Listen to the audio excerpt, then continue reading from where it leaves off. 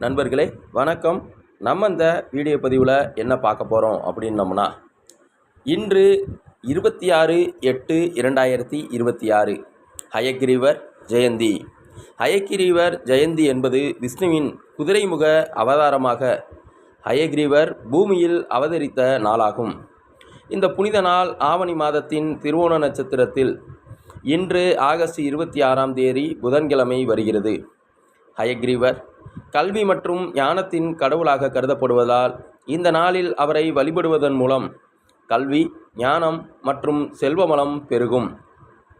கல்விக்கும் ஞானத்திற்கும் குதிரைமுக கடவுளாக திருமாலின் அவதாரமான ஹயக்ரீவரை வணங்குதல் வேண்டும்.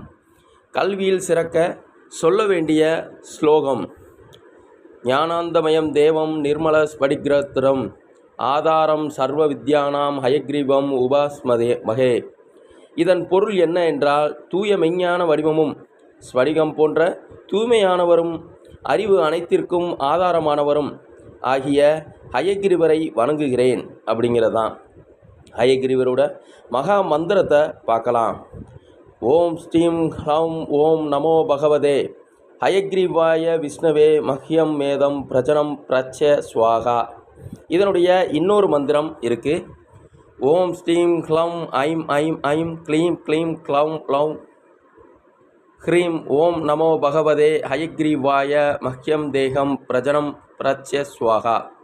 மிகவும் சக்தி வாய்ந்த மந்திரம் இது. கல்வியில் சிறக்க சரஸ்வதி தேவியின் குருவான ஹயக்ரீவரை வணங்குதல் அவசியம். குழந்தைகள் கல்வியில் மேம்பட இந்த மந்திரத்தை தினமும் 11 முறை உச்சரிப்பது அவர்களின் கல்வி ஞானத்தை வளர்க்கக்கூடிய தன்மையை உருவாக்கும். கல்வியில் மந்த நிலை ஏற்பட்டால் அதிலிருந்து விடுபட்டு மேல்நிலைக்கு வருவதற்கு உதவியாக இருக்கும். ஞாபக சக்திகள் அதிகரிக்க இவருடைய மந்திரத்தை தினமும் உச்சரிப்பது மிகுந்த பலனை அளிக்கும்.